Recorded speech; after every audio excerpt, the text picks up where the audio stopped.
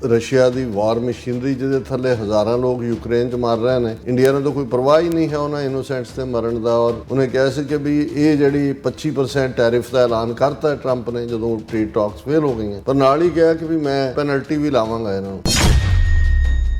तो बहुतिਆਂ ਨੂੰ ਲੱਗਾ कि भी ये ਜਿਹੜਾ एक ਪ੍ਰੈਸ਼ਰ ਟੈਕਟਿਕ है, इन्हों के अपने नहीं एक्सपर्ट्स ने कहा ਪ੍ਰੈਸ਼ਰ ਟੈਕਟਿਕ है। इट मीनस कि भी तुसी नैगोशिएट करो डील और 25% का थोड़ा बहुत घट घुट जाएगा। तो प्रेजिडेंट ट्रंप ने 25% होर ठोकता, उन्होंने कहा भी इंडिया ते हुण 50% टैरिफ होएगा।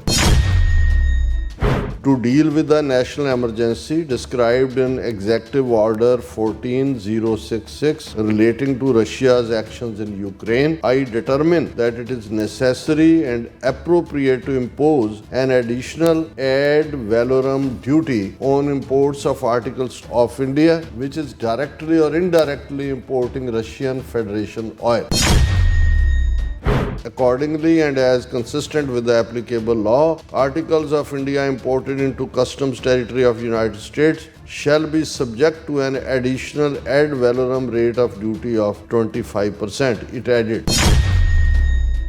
उन्होंने कहा भी जड़ियाँ चीज़ां भी भारत तो आउणगियां अमरीकन टैरीटरी च एंटर करते हैं 25% पहला ही लाया होया वो लगेगा। ये एडिशनल पेनल्टी है कि जो तुसी रशिया का ऑयल बाय करते हो।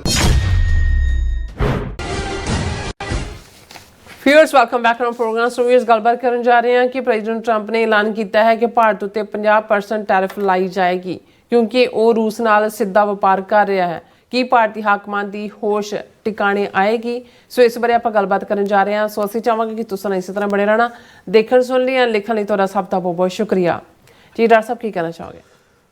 देखो जिन्हां नूं कई बार ये भुलेखा रहिंदा है कि भी वो जिस ਨੂੰ ਪੰਜਾਬੀ ਚ ਕਹਿੰਦੇ ਨੇ ਕਿ ਨਾਲੇ ਚੋਰ ਤੇ ਨਾਲੇ ਚਤਰ ਕਿ ਵੀ ਉਹ ਕੁਝ ਵੀ ਕਰਕੇ ਉਸ ਚੋਂ ਨਿਕਲ ਜਾਣਗੇ, ਉਹਨਾਂ ਦੇ ਕੋਲ ਚਤਰਾਈ ਹੈ ਜਾਂ ਉਹਨਾਂ ਦੇ ਕੋਲ ਬੇਈਮਾਨੀ ਹੈ, ਚਾਣਕਿਆ ਨੀਤੀ ਹੈ ਜਿਸ ਦੇ ਥੱਲੇ ਉਹ ਸਮਝਦੇ ਨੇ ਕਿ ਵੀ ਅਸੀਂ बात ऐसी कीजिए हर बात के 100 पहलू हों, कोई पहलू तो रहे बात बदलने के लिए कि भी ਅਸੀਂ ਮਾਸਟਰ ਹੈ ਨੈਗੋਸ਼ੀਏਸ਼ਨ ਦੇ ਆਰਟ ਦੇ ਵੀ, ਝੂਠ ਬੋਲਣ ਦੇ ਆਰਟ ਦੇ ਵੀ, ਡਿਊਪ ਦੇਣ ਦੇ ਵੀ, ਡਿਸੈਪਸ਼ਨ ਦੇ ਵੀ, ਇਹ ਸਾਰੇ ਦੇ। ਪਰ ਇਸ ਤਰ੍ਹਾਂ ਲੱਗਦਾ ਕਿ ਵੀ ਪ੍ਰੈਜ਼ੀਡੈਂਟ ਟਰੰਪ ਉਸ ਨੇ ਇਹਨਾਂ ਦੇ ਸਾਰੇ ਜਿਹੜੇ ਨੇ ਉਹ ਉਸ ਕਿਸਮ ਦੇ ਝੂਠ ਦੇ ਪੋਲ, ਜਿਵੇਂ ਨਾ ਖੋਲ ਮੇ ਪੋਲ ਹੈ, ਪੋਲ ਮੇ ਫਿਰ ਪੋਲ ਹੈ, ਉਹ ਸਾਰੇ ਇਹਨਾਂ ਦੇ ਖੋਲ ਵੀ ਤੇ ਪੋਲ ਵੀ ਸਾਰੇ ਖੋਲ ਦਿੱਤੇ ਨੇ। ਔਰ ਜਿਹਨੂੰ ਕਹਿੰਦੇ ਨੇ ਕਿ ਵੀ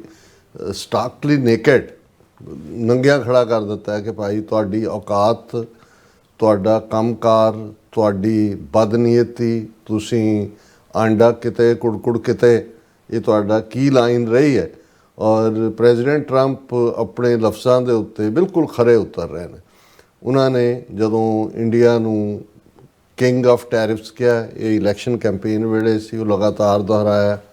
ਮੋਦੀ ਨੂੰ ਕੋਲ ਖੜਾ ਕਰਕੇ ਵੀ ਵਾਸ਼ਿੰਗਟਨ DC ਜਦੋਂ ਪ੍ਰੈਸ ਕਾਨਫਰੰਸ ਕੀਤੀ ਉਦੋਂ ਵੀ ਇਹ ਕਿਹਾ ਕਿ ਵੀ ਇੰਡੀਆ ਬਹੁਤ tough, Modi is very tough negotiator. ਸਮਝਣ ਪਤਾ ਨਹੀਂ ਸਾਡੀ ਸਿਫਤ ਕਰ ਰਿਹਾ ਜਾਂ ਦੂਜਾ। ਉਹਨੂੰ ਕਿਹਾ ਕਿ ਬਈ ਇਹ ਹੁਣ ਚੱਲਣਾ ਨਹੀਂ ਹੈਗਾ।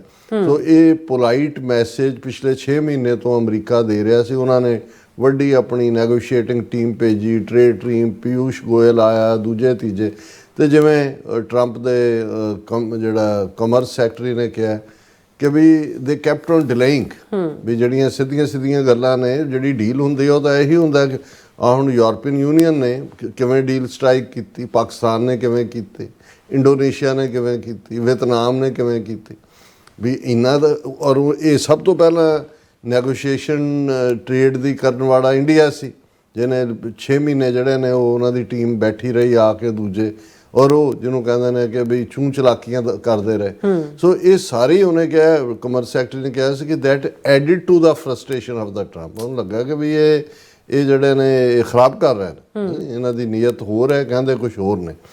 ਸੋ ਉਦੋਂ ਹੀ ਪ੍ਰੈਜ਼ੀਡੈਂਟ ਟਰੰਪ ਨੇ ਨਾਲ ਲੱਗਦਿਆਂ ਜਿੱਥੇ ਟ੍ਰੇਡ ਡੀਲ ਜੇ ਤਾਂ ਔਨਰੇਬਲ ਢੰਗ ਨਾਲ ਹੁੰਦੀ ਤਾਂ ਇਹ ਕਿਹੜਾ ਵੀ ਰਸ਼ੀਆ ਫੈਕਟਰ ਅਮਰੀਕਾ ਨੂੰ ਨਹੀਂ ਸੀ ਪਤਾ ਜਾਂ ਟਰੰਪ ਨੂੰ ਨਹੀਂ ਸੀ ਪਤਾ, ਪਰ ਉਹਨਾਂ ਨੇ ਦੇਖਿਆ ਕਿ ਵੀ ਨਹੀਂ, ਇਹਨਾਂ ਨੇ ਬੰਦੇ ਦੇ ਪੁੱਤ ਨਹੀਂ ਬਣਨਾ, ਇਹਨਾਂ ਨੂੰ ਹੁਣ ਬੰਦੇ ਦੇ ਪੁੱਤ ਬਣਾਓ। ਔਰ ਨਾਲ ਹੀ ਟਰੰਪ ਨੇ ਜਿਹੜਾ ਫਤਵਾ ਦੇ ਦਿੱਤਾ ਸੀ ਕਿ ਵੀ ਇਹ ਤਾਂ ਆਇਲ ਲੈਂਦੇ ਨੇ ਰਸ਼ੀਆ ਤੋਂ। ਰਸ਼ੀਆ ਦੀ ਵਾਰ ਮਸ਼ੀਨਰੀ ਜਿਹਦੇ ਥੱਲੇ ਹਜ਼ਾਰਾਂ ਲੋਕ ਯੂਕਰੇਨ 'ਚ ਮਰ ਰਹੇ ਨੇ, ਇੰਡੀਆ ਨੂੰ ਤਾਂ ਕੋਈ ਪਰਵਾਹ ਹੀ ਨਹੀਂ ਹੈ ਉਹਨਾਂ ਇਨੋਸੈਂਟਸ ਦੇ ਮਰਨ ਦਾ। ਔਰ ਉਹਨੇ ਕਿਹਾ ਸੀ ਕਿ ਵੀ ਇਹ ਜਿਹੜੀ 25% ਟੈਰਿਫ ਦਾ ਐਲਾਨ ਕਰਤਾ ਟਰੰਪ ਨੇ ਜਦੋਂ ਟ੍ਰੇਡ ਟਾਕਸ ਫੇਲ ਹੋ ਗਈਆਂ, ਪਰ ਨਾਲ ਹੀ ਕਿਹਾ ਕਿ ਵੀ ਮੈਂ ਪੈਨਲਟੀ ਵੀ ਲਾਵਾਂਗਾ ਇਹਨਾਂ ਨੂੰ ਕਿ ਇਹ ਜਿਹੜਾ ਰੂਸ ਤੋਂ ਹਥਿਆਰ ਔਰ ਆਇਲ ਔਰ ਇਹ ਉਹ ਲੈ ਰਹੇ ਨੇ। ਤੇ ਬਹੁਤਿਆਂ ਨੂੰ ਲੱਗਾ ਕਿ ਵੀ ਇਹ ਜਿਹੜਾ ਇੱਕ ਪ੍ਰੈਸ਼ਰ ਟੈਕਟਿਕ ਹੈ, ਇਹਨਾਂ ਦੇ ਆਪਣਿਆਂ ਨੇ ਹੀ ਐਕਸਪਰਟਸ ਨੇ ਕਿਹਾ ਪ੍ਰੈਸ਼ਰ ਟੈਕਟਿਕ ਹੈ। ਇਟ ਮੀਨਸ ਕਿ ਵੀ ਤੁਸੀਂ ਨੈਗੋਸ਼ੀਏਟ ਕਰੋ ਡੀਲ ਔਰ 25% ਦਾ ਥੋੜ੍ਹਾ ਬਹੁਤ ਘੱਟ ਜਾਏਗਾ, ਜਿਵੇਂ ਬਾਕੀਆਂ ਦੇ ਨਾਲ ਬੰਗਲਾਦੇਸ਼ ਜਾਂ ਦੂਜਿਆਂ ਤੀਜਿਆਂ ਦੇ ਨਾਲ ਥੋੜ੍ਹਾ ਕੋਈ 19% ਹੈ, ਕੋਈ 18 ਹੈ, ਕੋਈ ਦੂਜਾ ਹੈ। ਲੇਕਿਨ ਇਹਨਾਂ ਨੂੰ ਇਹ ਨਹੀਂ ਸੀ ਅੰਦਾਜ਼ਾ ਕਿ ਟਰੰਪ ਨੇ ਆਪਣਾ ਹੋਮਵਰਕ ਚੰਗੀ ਤਰ੍ਹਾਂ ਕੀਤਾ ਹੋਇਆ।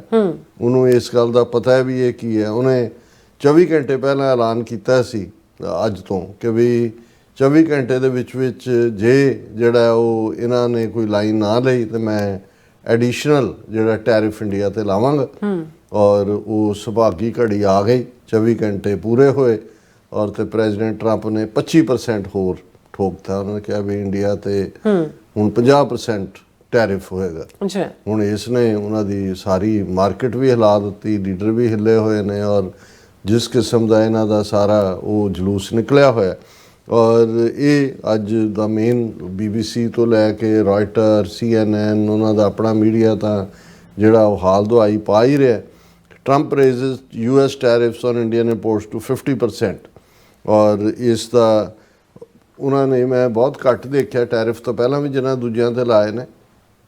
ਵਾਈਟ ਹਾਊਸ ਦੇ ਜਿਹੜਾ ਪ੍ਰੈਸ ਰਿਲੀਜ਼ ਹੈ 3 ਪੇਜਸ ਦੀ, ਔਰ ਉਹਦੇ 'ਚ ਉਹਨਾਂ ਨੇ ਪਹਿਲਾਂ ਤਾਂ ਸਾਰੇ ਉਹ ਆਰਟੀਕਲ ਕੋਟ ਕੀਤੇ ਨੇ ਕਨਸਟੀਟਿਊਸ਼ਨ ਦੇ ਕਿ ਜਿਹਦੇ ਥੱਲੇ ਜਿਹੜੀਆਂ ਪ੍ਰੈਜ਼ੀਡੈਂਸ਼ੀਅਲ ਪਾਵਰਸ ਐਕਸਟਰਾ ਲਈਆਂ ਨੇ ਟਰੰਪ ਨੇ, ਐਮਰਜੈਂਸੀ, ਇਕਨੋਮਿਕਲ ਔਰ ਦੂਜੇ ਤੀਜੇ ਦੇ ਥੱਲੇ। ਫਿਰ ਉਹਨਾਂ ਨੇ ਬੜਾ ਡਿਕਲੇਅਰਡਲੀ ਜਿਹੜਾ ਇੰਡੀਆ ਨੂੰ ਇਹ ਕਿਹਾ ਕਿ ਭਾਈ ਅਸੀਂ ਇਹ ਕਿਉਂ ਲਾ ਰਹੇ ਹਾਂ। ਔਰ ਉਹਦੇ ਤੇ ਉਹਨਾਂ ਨੇ ਕਿਹਾ ਕਿ ਵੀ ਐਗਜ਼ੈਕਟਿਵ ਆਰਡਰ ਉਹਨਾਂ ਨੇ ਕੱਢਿਆ ਕਿ ਵੀ ਇਹ ਇਸ ਦੇ ਉੱਤੇ ਇੰਡੀਆ ਦੇ ਉੱਤੇ ਇਹ ਲਾਏ ਜਾ ਰਹੇ ਨੇ। ਔਰ ਉਹਦਾ ਕਿਹਾ ਕਿ ਵੀ ਇਹ ਪੈਨਲਟੀ ਹੈ ਜਿਹੜਾ ਕਿ ਇੰਡੀਆ ਰਸ਼ੀਆ ਤੋਂ ਆਇਲ ਇੰਪੋਰਟ ਕਰਦਾ। ਔਰ ਇਹਦੇ 'ਚ ਜਿਹੜੇ ਕੁਛ ਉਹਦੇ ਸੈਲੈਕਟਿਵ ਲਫ਼ਜ਼ ਨੇ ਉਸ ਐਗਜ਼ੈਕਟਿਵ ਆਰਡਰ ਦੇ।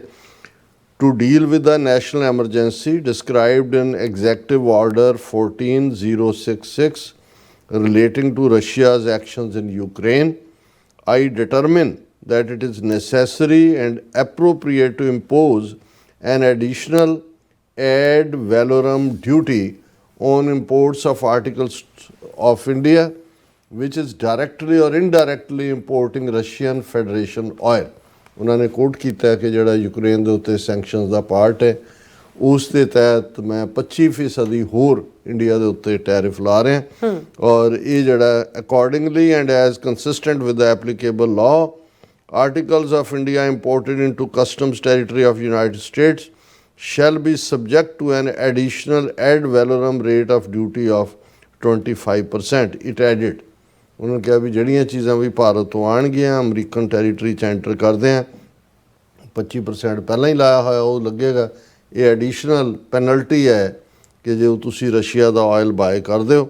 ਔਰ 24 ਘੰਟੇ ਦਾ ਉਹਨਾਂ ਨੇ ਟਾਈਮ ਦਿੱਤਾ ਸੀ, 24 ਘੰਟੇ 'ਚ ਉਹਨਾਂ ਨੇ ਪ੍ਰੈਜ਼ੀਡੈਂਟ ਟਰੰਪ ਨੇ ਡਿਲੀਵਰ ਕਰ ਦਿੱਤਾ ਹੈ।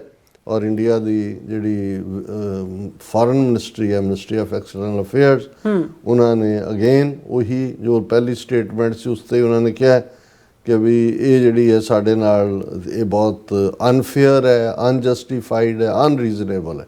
3 ਲਫ਼ਜ਼ ਉਹ ਕਹਿ ਰਹੇ ਨੇ ਕਿ ਇਹ ਅਨਫੇਅਰ, ਇਹ ਫੇਅਰ ਪਲੇਇੰਗ ਗਰਾਊਂਡ ਨਹੀਂ ਹੈ, ਅਨਜਸਟੀ ਦੀ ਕੋਈ ਨਿਆਇਕ ਇਹਦੀ ਤੁਕ ਨਹੀਂ ਹੈ ਔਰ ਇਹ ਅਨਰੀਜ਼ਨੇਬਲ ਹੈ ਕਿ ਵੀ ਇਹ ਬੇਮਾਨ ਹੈ।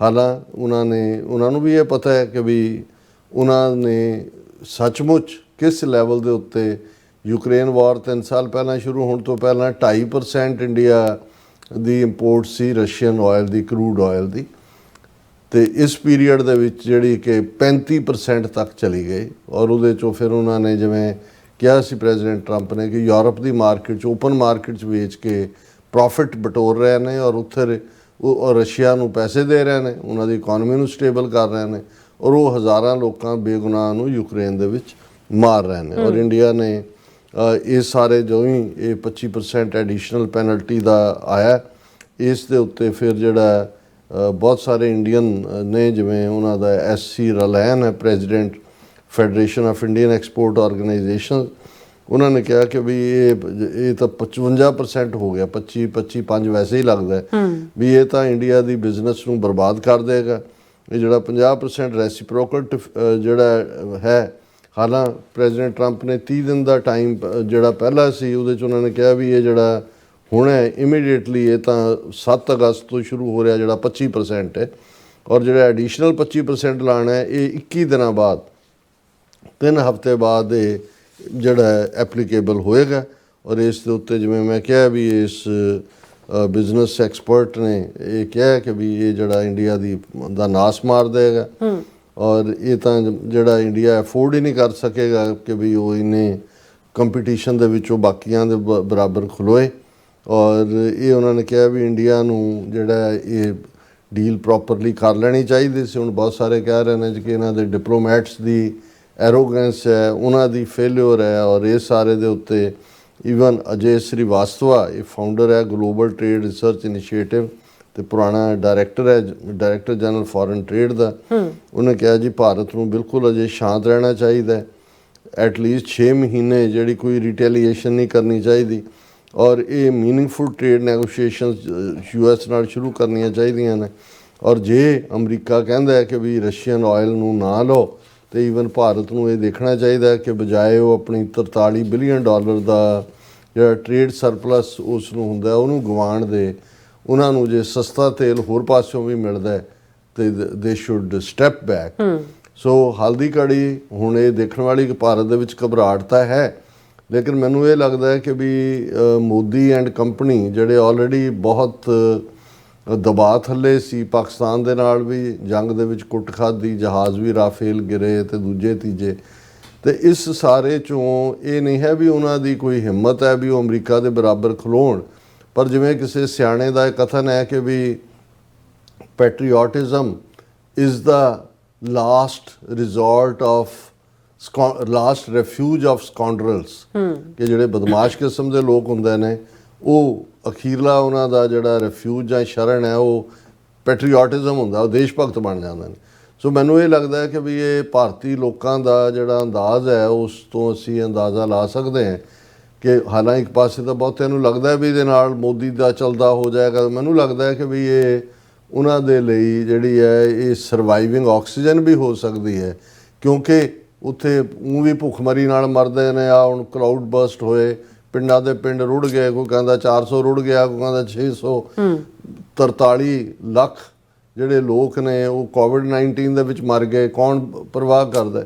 ਸੋ ਇਹ ਪੈਟਰੀਓਟਿਜ਼ਮ ਦਾ ਵੀ ਜਿਹੜਾ ਹੈ ਉਹ ਝੁਰਲੂ ਫੇਰ ਸਕਦੇ ਨੇ, ਚਾਰ ਚਫੇਰੇ, ਕਿ ਆਓ ਜੀ ਦੇਸ਼ ਭਗਤੀ ਅਮਰੀਕਾ ਦੇ ਖਿਲਾਫ ਖਲੋਈਏ।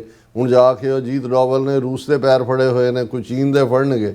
ਸੋ ਮੈਨੂੰ ਇਹ ਲੱਗਦਾ ਕਿ ਵੀ ਇਹ ਹੋ ਸਕਦਾ ਕਿ ਆਪਣੀ ਸਰਵਾਈਵਲ ਦੇ ਲਈ, ਨਾਟ ਫॉर ਦਾ ਕੰਟਰੀ ਦਾ ਤਾਂ ਬੇੜਾ ਗਰਕ ਹੋਏਗਾ। ਅਨਐਮਪਲੋਇਮੈਂਟ ਆਲਰੇਡੀ ਜਿਹੜੀ ਵੀ ਇਹਨਾਂ ਦੀ ਐਕਸਪੋਰਟ ਹੈ, ਉਹ ਡਾਇਮੰਡ ਇੰਡਸਟਰੀ ਹੈ, ਉਹ IT ਸੈਕਟਰ ਹੈ, ਦੂਜੇ ਤੀਜੇ ਇਹ ਸਾਰੇ ਹੋਣਗੇ। ਪਰ ਇਹ ਆਪਣੀ ਕੁਰਸੀ ਜਾਂ ਆਪਣੀ ਪਾਵਰ ਨੂੰ ਕਾਇਮ ਰੱਖਣ ਦੇ ਲਈ ਇਹ ਹੋ ਸਕਦਾ ਹੈ ਕਿ ਨੈਸ਼ਨਲਿਜ਼ਮ, ਪੈਟਰੀਓਟਿਜ਼ਮ ਔਰ ਭਾਰਤ ਮਾਤਾ ਤੇ ਇਹ ਉਹ ਉਸ ਝੰਡੇ ਨੂੰ ਚੁੱਕਣ ਜਿਹਦੇ ਥੱਲੇ ਫਿਰ ਬੇਵਕੂਫ ਵੀ ਇਕੱਠੇ ਹੁੰਦੇ ਨੇ, ਜਿਹੜੇ ਕੋਵਿਡ-19 ਚ ਬਜਾਏ ਕਿ ਉਹ ਕਹਿਣ ਦੇ ਕਿ ਭਾਈ ਆਕਸੀਜਨ ਦਾ ਪ੍ਰਬੰਧ ਕਰੋ, ਉਹ ਕਹਿੰਦਾ ਸੀ ਸ਼ਾਮ ਕੋ 8 ਵਜੇ ਸਭ ਥਾਲੀ ਵਜਾਏਂਗੇ, ਉਹ ਥਾਲੀ ਵਜਾਣ ਲੱਗ ਜਾਂਦੇ ਸੀ। ਕੋਈ ਮੋਮਬੱਤੀਆਂ ਜਗਾ ਰਿਹਾ, ਕੋਈ ਉਹਦੀ ਗੰਗਾ ਦੇ ਘਾਟ ਦੇ ਉੱਤੇ ਆਰਤੀ ਉਤਾਰ ਰਿਹਾ, ਕਿਸੇ ਨੇ ਕੋਵਿਡ-19 ਦਾ ਮੰਦਿਰ ਬਣਾ ਕੇ ਉਹਦੀ ਪੂਜਾ ਕਰ ਰਿਹਾ। ਤਾਂ 43 ਹਰ ਤੀਸਰਾ ਮਰਨ ਵਾਲਾ ਦੁਨੀਆ ਦਾ ਬੰਦਾ ਉੱਥੇ ਸੀ। ਔਰ ਉਹ ਮੋਦੀ ਜਿਹੜਾ ਆਦਿੱਤਿਆਨਾਥ ਯੋਗੀ, ਜਦ ਸਭ ਤੋਂ ਜ਼ਿਆਦਾ ਲੋਕ UP 'ਚ ਮਰੇ, ਉਹਦੀ ਸ਼ੋਭਾ ਕਰ ਰਿਹਾ ਕਿ ਵੀ ਕਿੰਨਾ ਵਧੀਆ ਕੰਮ ਕੀਤਾ। ਸੋ ਮੈਨੂੰ ਇਹ ਲੱਗਦਾ ਕਿ ਵੀ ਇਹ ਇਹਨਾਂ ਦੇ ਲਈ ਸਰਵਾਈਵਲ ਦੀ ਗੱਲ ਵੀ ਹੋ ਸਕਦੀ ਹੈ। ਪਰ ਅਮਰੀਕਾ ਨੇ ਭਾਰਤ ਨੂੰ ਜਿਹੜਾ ਹੈ ਉਹ ਜਦੋਂ ਅਸੀਂ ਕਹਿੰਦੇ ਹਾਂ ਕਿ ਹੈਮਰ ਡਰਿਲ, ਕਿ ਵੀ ਉਹਨਾਂ ਦੇ ਦਿਮਾਗ ਟਿਕਾਣੇ ਲਿਆਉਣ 'ਚ ਹੁਣ ਜਿਹੜਾ ਉਹ ਪੂਰੀ ਜਿਹੜੀ ਹੈ ਉਹ ਹੈਮਰ ਕਰਨਾ ਸ਼ੁਰੂ ਕਰ ਦਿੱਤਾ ਜੀ। ਡਾਕਟਰ ਸਾਹਿਬ ਤੁਹਾਡਾ ਬਹੁਤ ਸ਼ੁਕਰੀਆ। ਸੋ ਥਲੇ ਨਾਲ ਬ੍ਰੇਕ ਤੇ ਜਾਣ ਤੋਂ ਪਹਿਲਾਂ ਅਸੀਂ ਦਰਸ਼ਕਾਂ ਤੇ ਸਰੋਤਿਆਂ ਨੂੰ ਅਪੀਲ ਤੇ ਬੇਨਤੀ ਕਰਦੀ ਵੀਅਰਸ, ਜਿਸ ਤਰ੍ਹਾਂ ਤੁਸੀਂ ਜਾਣਦੇ ਹੋ ਕਿ TV 84 ਇੱਕ ਪੰਥਕ ਚੈਨਲ ਹੈ। TV 84 ਦੀ ਚੜ੍ਹਦੀ ਕਲਾ ਲਈ ਵੱਧ ਤੋਂ ਵੱਧ ਡੋਨੇਟ ਕਰੋ। ਡੋਨੇਟ ਕਰਨ ਲਈ ਸਾਡੀ ਵੈਬਸਾਈਟ tv84.tv ਤੇ ਜਾ ਕੇ ਪੇਪਲ ਦੀ ਵਰਤੋਂ ਕਰਕੇ 1 ਟਾਈਮ ਡੋਨੇਟ ਕਰ ਸਕਦੇ ਹੋ, ਮੰਥਲੀ ਡੋਨੇਟ ਵੀ ਕਰ ਸਕਦੇ ਹੋ। ਤੁਸੀਂ TV84 ਦੇ ਨਾਮ ਤੇ ਚੈੱਕ ਬਣਾ ਕੇ ਸਾਨੂੰ ਮੇਲ ਵੀ ਕਰ ਸਕਦੇ ਹੋ ਸਾਡੇ ਇਸ ਪਤੇ ਤੇ 36-01 37th Avenue, Long Island City, New York 11101 USA, ਜਾਂ ਫਿਰ ਤੁਸੀਂ ਸਾਨੂੰ ਫੋਨ ਰਾਹੀਂ ਵੀ ਸੰਪਰਕ ਕਰ ਸਕਦੇ ਹੋ 516661911984। ਤੁਸੀਂ ਸਾਨੂੰ ਈਮੇਲ ਵੀ ਕਰ ਸਕਦੇ ਹੋ info@tv4.tv ਤੇ। ਅਸੀਂ ਤੁਹਾਡੇ ਤਹਿ ਦਿਲ ਤੋਂ ਸ਼ੁਕਰਗੁਜ਼ਾਰ ਹੋਵਾਂਗੇ। ਸੋ ਥਲੇ ਨੂੰ ਬ੍ਰੇਕ ਵਿਊਅਰਸ ਤੁਸੀਂ ਸਾਨੂੰ ਇਸੇ ਤਰ੍ਹਾਂ ਬਣੇ ਰਹਿਣਾ। ਮਿਲਦੇ ਆਫਟਰ ਦਿਸ ਸ਼ਾਰਟ ਬ੍ਰੇਕ।